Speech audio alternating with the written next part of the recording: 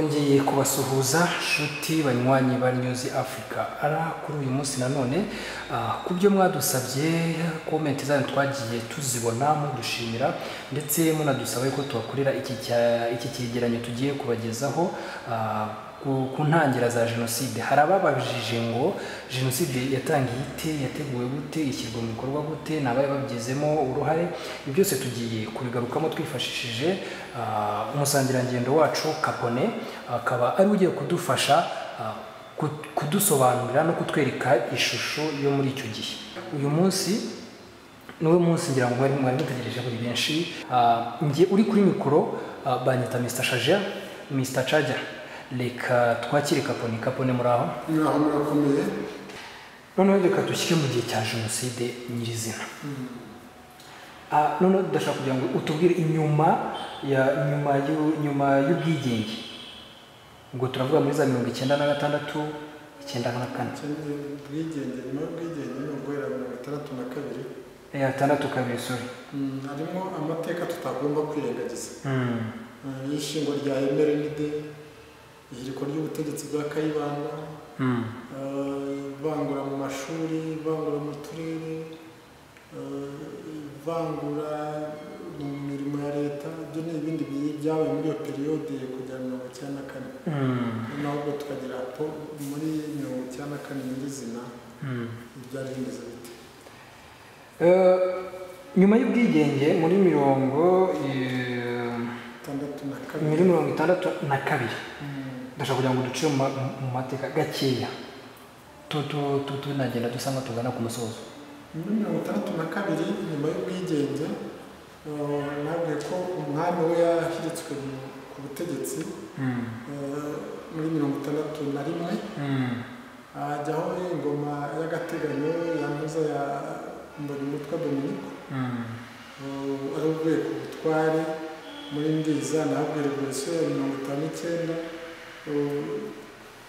yishe abatutsi cyane yariyubakiye ku Rusi yakubitiwe hariya mu by'Imana Mbonyumutwa akubiswe n'abasore babiri b'abatutsi ari kubera ibibazo bari bifitanye ariko biza kuba intambara yatumye abatutsi benshi bicwa batangira guhunga. Noneho reka tugere muri 1962 nyirizina. 1962 ubwigenge bwaje kugerwaho, abanyarwanda barigenga, igihugu cy'u Rwanda kirigenga, cyabonye ubwigenge ku itariki ya mbere Nyakanga cyangwa se z'ukwa kabiri 1962. Nyuma yaho 1963 hari abatutsi bari barahunze n'abandi bantu batari bishimiye imitegekere yanuza ya Parmehutu. Baragiye bishyira hamwe bashinga umutwe witwa Runari, ariko yari yiganjemo abatutsi cyane. Baharaniraga uburenganzira bwabo no kongera kugaruka mu gihugu. Batangiye kugaba ibitero ku Rwanda. Havuzwe cyane bumvise za Bweyeye, za Bugesera, Bweyeye muri karere ka Rusizi ubungubu, za Bugesera, za Gikongoro, ahantu hatandukanye hagiye haba ibitero by'inyenzi.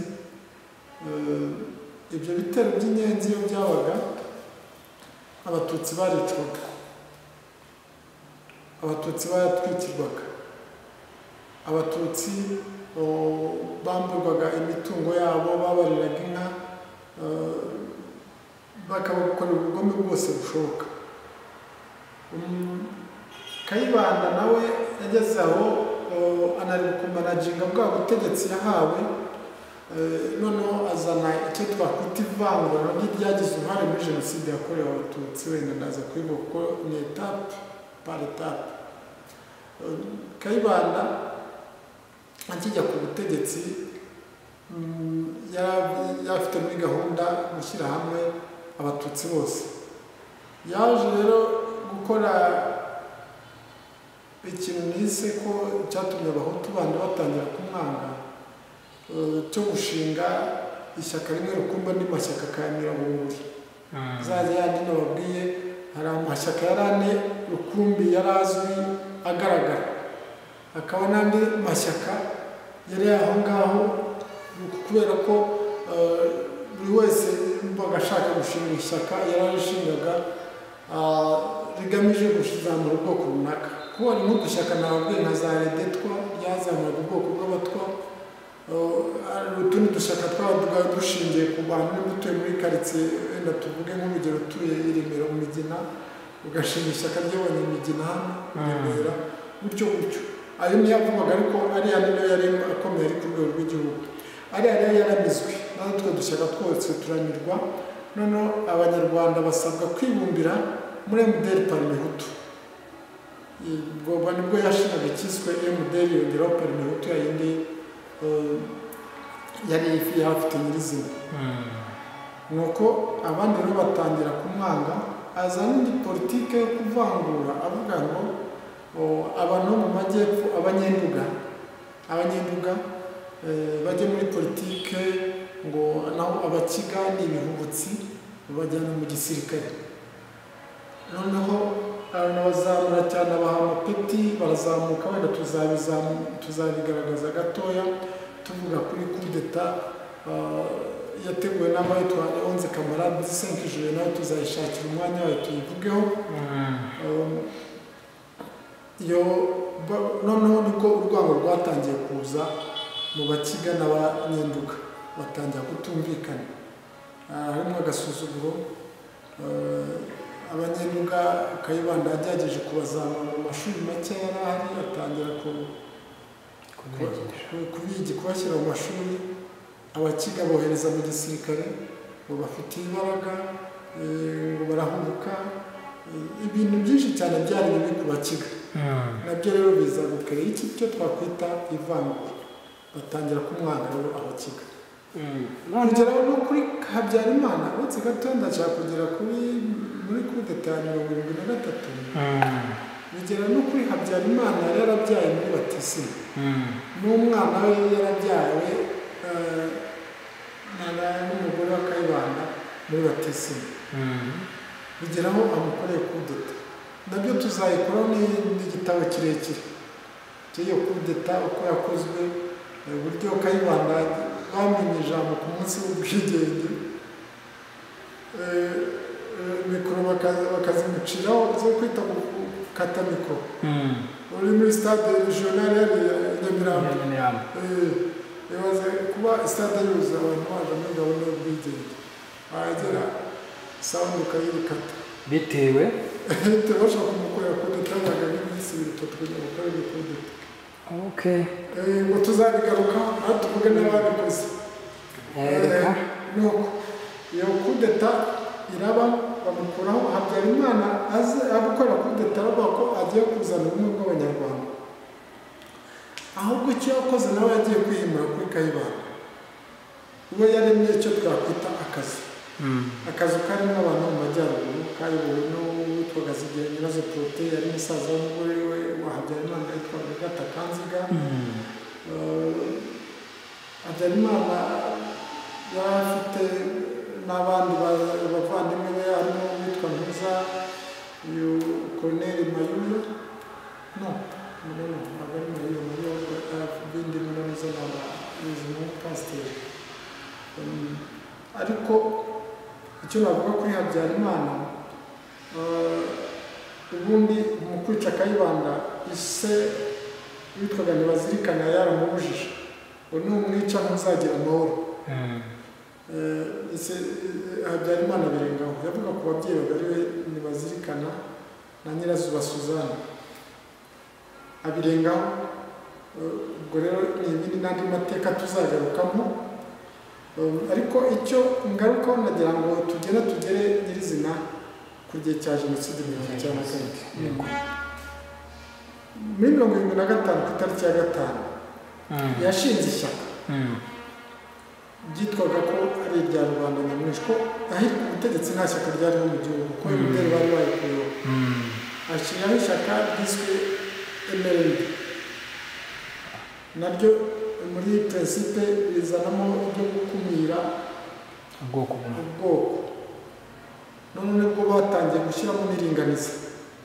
Iringaniza ryarishingiye ku kintu, ryarishingiye ku ubumenyi umuntu afite n'ubushobozi afite, aho byari bishingiye ku mubare w'ubwoko buri aho ngaho. Kuvuga ngo mu gihugu harimo ya moko twavuze imbere, classe sociale, yari classe sociale yari ibyiciro by'ubudehe, tubyite gutyo mu Kinyarwanda cyumvikane neza, ari ibyiciro by'ubudehe. Noneho babizamuriramo amoko, babizamuriyemo amoko nk'utututsi twa byaje kugira uruhare mu gukumira abatutsi muri ya myaka yose tunababwiye. Noneho ku bwa Habyarimana haje icyo bita iringaniza, byari byaratangiye no ku bwa Kayibanda, ariko Habyarimana arishyiramo imbaraga, ayishyiramo imbaraga cyane, akavuga ngo abatutsi bagomba kujya mu mashuri ya segonderi ni umubare runaka. Yari anakoze n'ibarura avuga ngo abatutsi ni 14, abatwa ni 5, abahutu ni 80%, avuga ngo bagomba kugenda ku myanya 14 utagendeye ku bushobozi bw'abantu. Ugasanga harimo n'abahutu bajyanaga mu ngo zari amadebe, ntabwo bafite rikoro kugira ngo bakombure cya cyuho, bazibe cya cyuho cy'imyanya yindi abatutsi batsindiye ariko batabashe kubona. Ibyo nanone rero njya bigaragaza, abikora no kujya mu gisirikare. Igisirikare amajyaruguru bo bazamuye ku mapeti cyane, abajenerali abaki, abo banyenduga abasubiza hasi. Ahandi none ahagaragaye iringaniza twavuze ku batutsi, no mu myanya ahabwaga abakozi bajya muri leta, abanyeshuri bajya muri za kaminuza. Ibyo byose rero ntabwo byubakiraga ku bushobozi umuntu afite, ku bumenyi umuntu afite, ahubwo byubakiraga kuri rya ringaniza rishingiye ku moko. Byaragiye rero biratutumba mu myaka yose, bigeze muri 90, igitero cy'inyenzi cy'inkotanyi, wenda simbuze amateka uburyo FPR inkotanyi yabayeho, ubwo yashinzwe abandi bari kwizihiza Noheli bibereye muri 1987, bashinga umuryango FPR inkotanyi. Byari bigaragaye ko uwo muryango ikibazo cy'impunzi zasabaga gutahuka. Perezida Habyarimana yari yarabyanze, avuga ngo igihugu cyaruzuye kirangana nk'intuza ikirahuri cy'amazi, ugize andi mazi urenzaho yasandara. Noneho batireka rero twebwe ubwo inzira ya politike inaniranye, reka tujye gufatana mu mashati, niba turusha imbaraga tugomeze turi impunzi, nitubarusha imbaraga tubakubite tubirukane bagende. Urumva intego yari iki? Yari ukugira ngo abo bicanyi bahanwe, sibyo, abo babuze amahoro abanyarwanda bahanwe, noneho impunzi zitahuke, impunzi abo banyarwanda bari hanze bongeye kugira uburenganzira nk'abantu, bongeye kwibona mu Banyarwanda. Nibwo rero igitero cyagaga ku itariki ya mbere z'Ukwakira 1994. Wenda hari akantu nshaka gukosora gato nari mvuze mu kanya, ataza nashyizemo kuryoshya n'amashyengo cyane, aho nari mvuze ngo dufatane mu mashati ngo niba dukubita dutahe. Icyo nari nshatse kuvuga ni ukuvuga ngo bararwana, noneho nibatsinda byibura izo mpunzi z'abanyarwanda zitahuka mu gihugu cyabo. Abantu bataza kukumva nabi, hari igihe haba hajemo n'amashyamba no kuryoshya, ariko niyo mesaje nashaka gutanga. Hanyuma rero ndashaka kugira ngo utubwire bamwe mu bayobozi ndetse n'abajenerali, yaba mu nzego z'ibanze yaba no mu basivili, byakozwe gute kugira ngo babumvishe? Tugiye hagati ya 1994. Yego, niho ngeze ubu turi aho ngaho rero 1994. Tubanze duhere ku bitero byo kwirasa byabaye mu mujyi wa Kigali, yitwa ko ibyitso by'inkotanyi byatewe ku itariki ariko wa gatatu, icyo gihe mu ijoro ku itariki ya 3 n'iya 4 Ukwakira, inkotanyi zateye ku ya mbere mu mujyi wa Kigali hiriwe havuga amasasu bagira ngo bafate iki abatutsi n'abandi batavugaga rumwe n'ubutegetsi batari bashyigikiye ibikorwa bya guverinoma ya Habyarimana by'ubwicanyi no gutsemba abantu.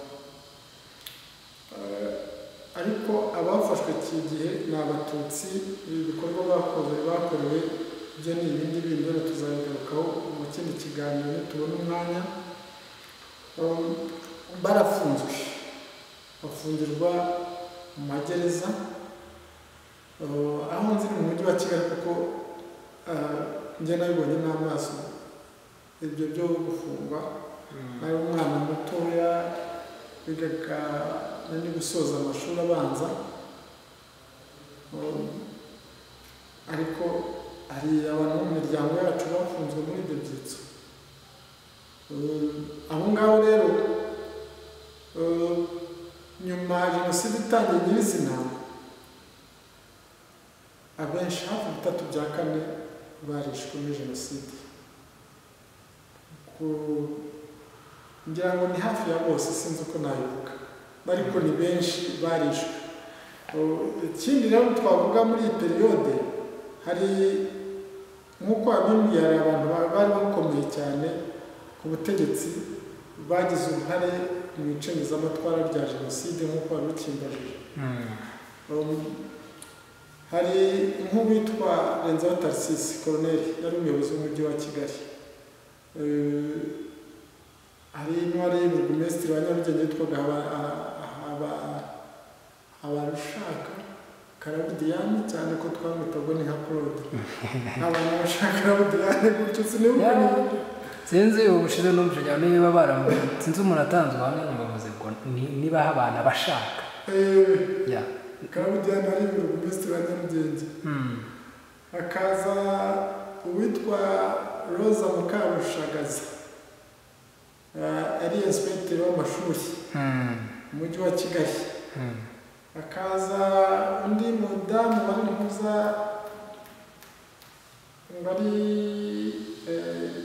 yari konservasi y'igitero cy'imisagara, izina rye riranyishatse kaza kubyibuka. Ndashaka kumukubaza none abirisi ariko unibutsa kamwe gato nahita mbigarukamo. Ubwo ni mu mujyi wa Kigali.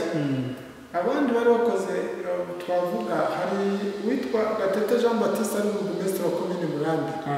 Ubu ngubu ni mu karere, igice kimwe cya Kayonza, igice kimwe cya karere ka Gatsibo. Nyagatare ntabwo ikoraho. Nawe ari mu bantu bishe abantu benshi cyane baramwumva. Uzasure ubona kandi uzasure urwibutso rwa Kiziguro. Kiziguro yari mu butaka bwa Gatete. Yari burugumesitiri. Buriya urarwibutso rurahahoze mu butaka bwa Gatete. Ntabwo ayo mateka nari nyazi. Yaje nko kujya no muri perezida no muri minisiteri y'ubutegetsi bw'igihugu nyuma yo kumuhemba ko yakoze neza. Hari uwitwa Rwambuka Fideli ni wa Bugesera, burugumesitiri wa Bugesera muri Kanzenze, yari Kanzenze icyo gihe. Nawe yishe abantu birengeje urugero. Hakaza generali nabo navuze. Hari abandi basivile tutakwibagirwa nk'uwitwa Gazigira Nyirazo Prote, ni perefe wa Cyangwa n'uza wa Ruhengeri icyo gihe. Akaba n'umusaza wa Gata Kanziga, umugore wa Habyarimana. Hakaza abavandimwe be ba Serubuga n'abandi ni abagiye bagira uruhare rukomeye cyane muri Jenoside. Iyo tuvuga ibi ngibi, hari ibice tutakwibagirwa byabayemo Jenoside mu buryo tutarava aho ngaho. Mu bantu b'abasivile cyangwa se mu bayobozi, mu badiplomate, ku itariki ya 7 sinzi niba ntihuse cyane, Angata Kaziga umugabo we amara kugwa, indege imana kumanuka, ngo yatanze itegeko ngo bice abatutsi bose bari bamwegereye, bari bamukikije mu ngo n'abaturanyi be, kandi abaturanyi ngo nibo za Masaka batuye hariya mu Kajagari. Icyo gihe yabashinzaga ko aribo baba aribo bamanuye indege y'umugabo we Habyarimana. Icyo gihe byaba byakunda kuba ruriho 1994. Ngenda bivuga mu mateka, ndabivuga nk'umuntu wabyumvise, ntabwo ndimo kwivuga nk'umuntu wabibonye cyangwa waruhari, ngenda bivuga nk'umuntu wabyumvise. None ndashaka kugira ngo utubwire aho hantu kuri uwo munsi, kuko yatanze itegeko abaturanyi be bose barishwe kandi bikozwe n'abajepe bamurindaga bivuye ku itegeko ryande rya Ngatakaziga rya Ngatakaziga. Hari ibice tutavuze tuzashakira ikindi gihe kuko nabyo bifite impact kuri jenoside. Hari nk'igice by'amashyaka menshi, hari igice cya parlement nako Hutupawa yashinzwe na Karamira umurembe wari visi perezida wa hari uruhare rw'abantu z'impunzi z'abarundi zari mu Rwanda, hari kuza kw'inkotanyi mu mujyi wa Kigali.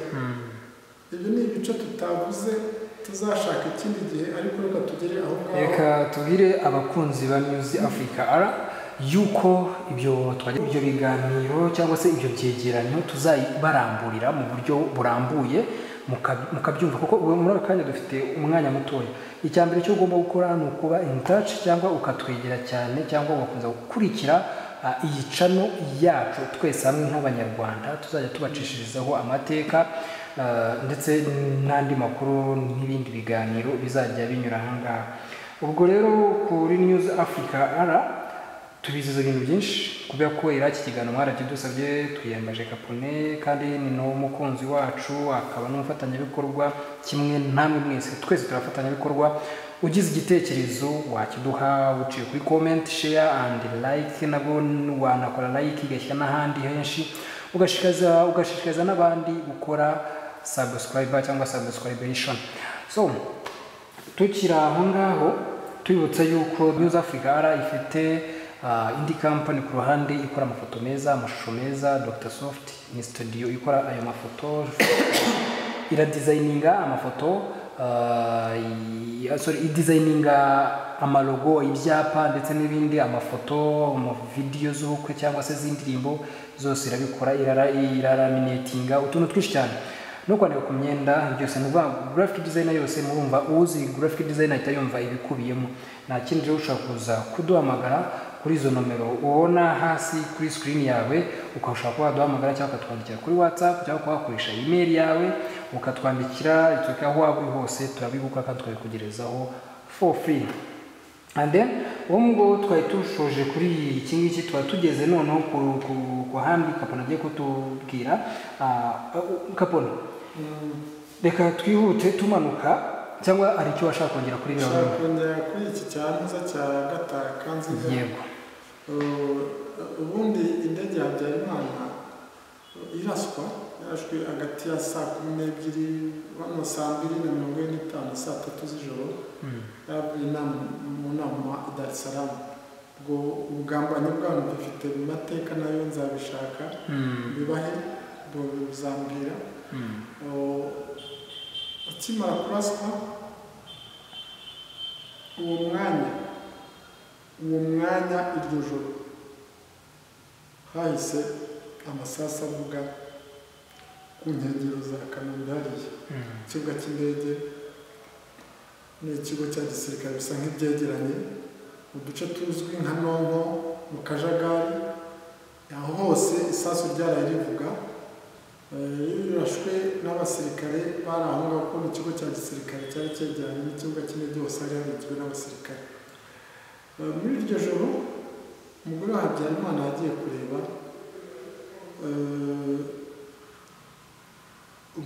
umubiri w'umugabo we ko waguye, igice kimwe cyaguye aho ngaho mu mbuga, mu gipangu cye, ikindi kigwa inyuma y'igipangu ku muturanyi.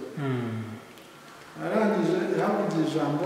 Hari umugabo witwa Andrew Wells wanditse ku bijyanye n'akazu ndetse n'imeneka ry'amaraso. Uyu mwanditsi rero yavuze ko icyo gihe Agatha Kanziga yasohotse akareba akavuga ngo abamwica umugabo ni abatutsi.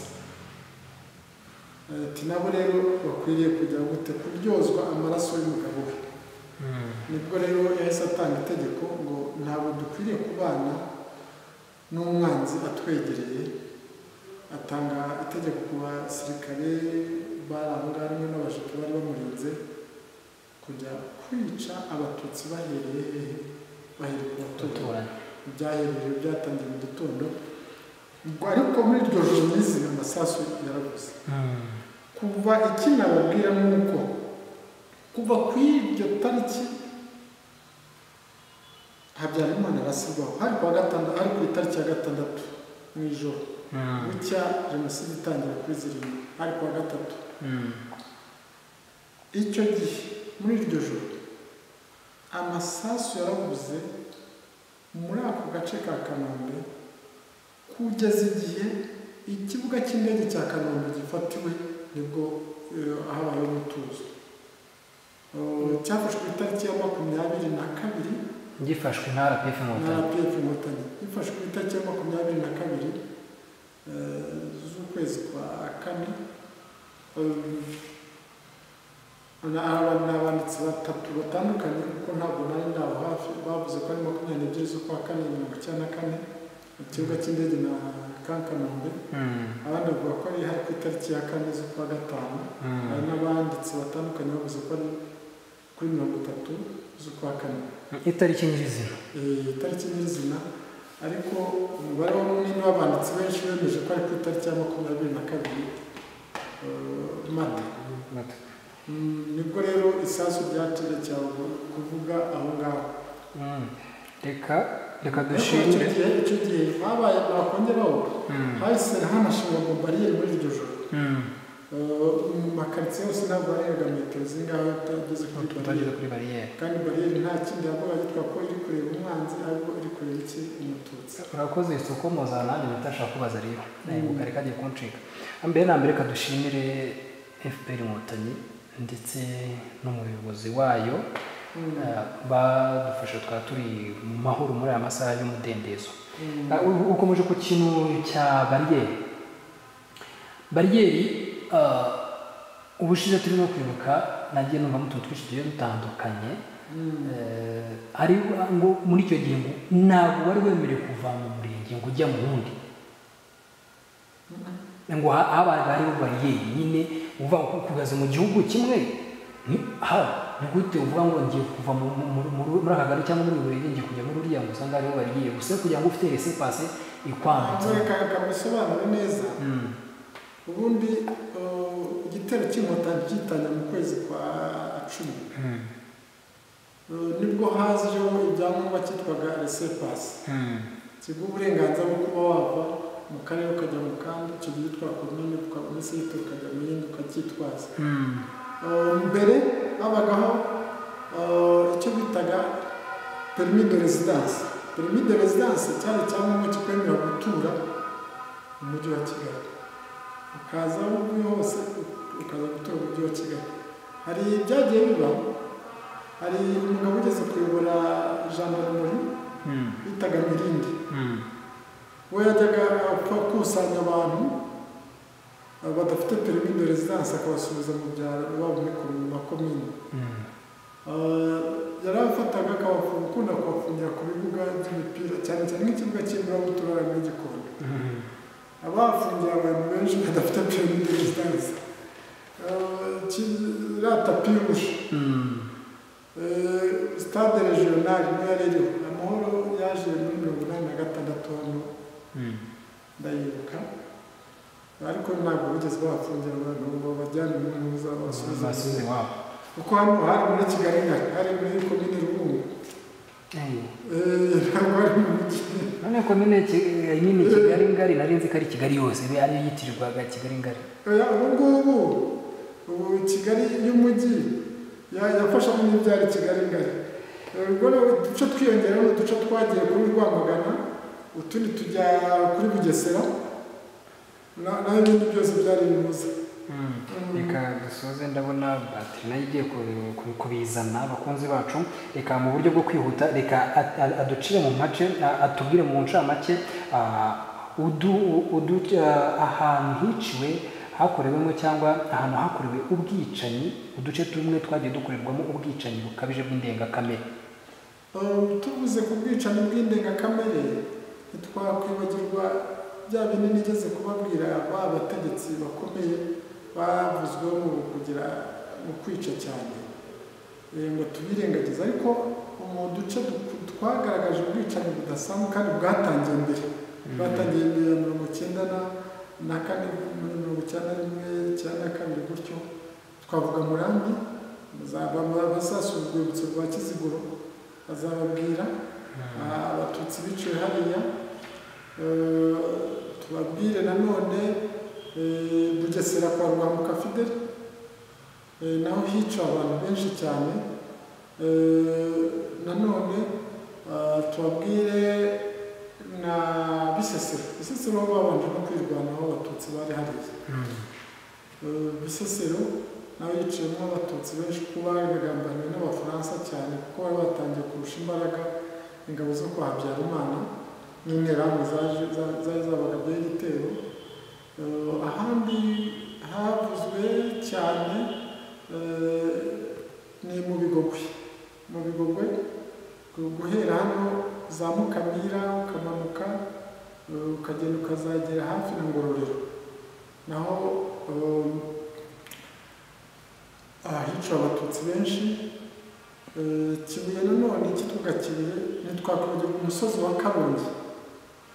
wa Karongi nawe wiciyemo abatutsi benshi. Ahandi ni ku bitaro bya Kibuye cyangwa se byabaye ibitaro bya Karongi na stade ya Karongi. Nanone muri Kibuye hari kiliziya y'Inyange iri mu karere ka Ngororero kuri ubu ngubu. Bo bari muriho abatutsi bari bishemo bikozwe n'uwari padiri mukuru wa Kiliziya Gatolika hari Inyange bitaga Seromba Anastase, bari mu Bufaransa numva abana bamwirukanye n'umugipadiri. Hano mu mujyi wa Kigali ntitwakwibagirwa Sainte Famille na Saint Paul naho hicwa abatutsi benshi. Hari izindi karitsiye nanone zo ubwicanyi bwari bwaratangiye mbere ari Gikondo, hari hafitemo interahamwe zikomeye cyane nk'abitwaga ba Sefara, hari umudepite bitaga Basebya, hari umucuruzi witwaga Ruzindana Obed nawe ufite ibikorwa by'ubucuruzi hepfo ngaho. Hakaza umugabo bitaga Kongore, icyo gihe wakomokaga muri Perefegitura ya Byumba. Hakaza wari majoro ku ngoma ya Habyarimana wari utuye ahantu bita ku rya Gatanu, naho abo muri iyo karitsiye. Ndetse ni naho hari icyicaro gikuru cya Sederi hariya muri rompuye muri iriya nzu Merezi yubatsemo usubiye inyuma gatoya ahageze ku murenge wa Kigarama. Hari niho witwaga Bucyana Martin wari kuri Sederi yari atuye. Ibyo rero bigahura bigatuma n'abatutsi bahicirwa baba benshi bitewe n'abo bategetsi bari bahari. No muri Kiliziya ya Parti Presse y'Igikondo naho hiciyemo abantu benshi mubonibuka nabo byari biturutse muri iyo ntuza. Ariko n'icyo gihe 1992 abenshi bari batangiye guhunga kubera ko babonaga ishusho uko yari imeze. Naho n'andi mateka nzi nabonye niboneye n'amaso yanjye n'abafite amakuru ahagije. Tugana ku musozo, ni ubuhe butumwa wagenera urubyiruko cyane cyane urubyiruko rutazi amateka, rutazi n'uko byagenze, bamwe bakinayagoreka bitewe n'uko batayazi se cyangwa bayica nkana, ndetse n'ubutumwa ushobora kugenera ababyeyi ku magambo bakunda kuvugira ku mashyiga cyangwa iwacu hariya ku meza mu buryo bucyo bwihuse magambo make cyane n'ubundi dore iwacu byahiye. Reka duhere ku ntuza ku rubyiruko nihuse cyane. Urubyiruko rwinshi ariya ntabwo bazi jenoside kubera ko jenoside imaze imyaka 31 ishoje kandi urubyiruko bari kurubara imyaka 30. Nibwo 35 no kuvuga ngo umwana wavutse icyo gihe afite imyaka 35. Yamaze imyaka ine arakiri umwana, amakuru menshi bazi. Ibyo bazi rero ni ibyo babwirwa, natwe rero nk'ababyeyi barabitoza abana rimwe na rimwe, tukabura ibyo tubabwira cyangwa tukababwira ibintu. Birakenewe ko urubyiruko rwigishwa n'ababyeyi bakabaha amakuru y'ukuri uko jenoside yakozwe, uko yateguwe. Kuko twe turabazwa ngo ese musogokuru ari hehe? Za ndirimbo Bonfils ajya aririmba, Bonomo ajya aririmba, ngo musogokuru ari hehe, nyogokuru ari hehe? Turabibazwa rero udafite ubusobanuro bwinshi bw'amateka babagoreka ngo mwese mfatira n'ababyeyi nyine. Urubyiruko mwitabire gahunda zo kwibuka,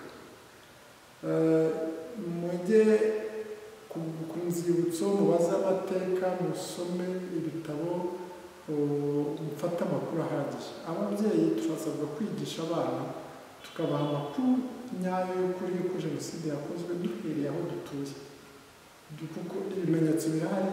Kuko jenoside ntushobora kuyishira, ntushobora kuyihisha, fendefe iragaragara. Twigisha abana dukurikije ukuri kuriho, amateka twabonye ahari, kandi niba ngombwa tubajyane n'ahari inzibutso n'abashoboye kuduhugura, kuko twese ntabwo tuzi amateka ya jenoside. Noneho baduhugure batwereka n'ibimenyetso, berekana na fagiti. Basure n'inzibutso zikomeye cyane, urwibutso rwa Ntarama, urwibutso rwa Gisozi, urwibutso rwa Ntuza rwa Bisesero, n'urwibutso rwa Murambi muri Gikongo, ni mu karere ka Nyamagabe. Bazazisure, zifite byinshi, zifite amateka yimbitse ku bijyanye na jenoside yakorewe Abatutsi n'icyo ntakumenya. Reka tubashimire Mr. Capone, tunashimira ndetse n'ubuyobozi bwacu bwaturinze ndetse bwanabohoye iki gihugu cyacu kikaba gifite umutekano. N'abari hanze batari bashyira mu Rwanda kandi bagiye bahunze, turababwira yuko ntataha, iwacu ni amahoro, iwacu ni ku manywa, hari umutuzo, uburinganire, mbese nta kintu tubuze hano iwacu. Rero reka twongere dusoze dushimira nyakubahwa Perezida wa Repubulika y'u Rwanda Paul Kagame wadukoreye ibi byose, turyama heza, turara heza. Nkuko twayabwiriye turi mu mateka, tuzaza kubashyizeho n'amateka y'intambara 101 Perezida Paul Kagame yarwanye kandi n'ubwo akaba akiyirwana. Ahangaha ko twashyitse mu mateka, twakomeje kuvuga ngo tuzayabageza, ariko noneho turaje vuba. Ahangaha mutwitege muri make, muze kureba. Icyo tubasaba ni ukanda subscribe kugira ngo ubane natwe ibihe byose. Mr. Capone, wasezera abadukurikiye?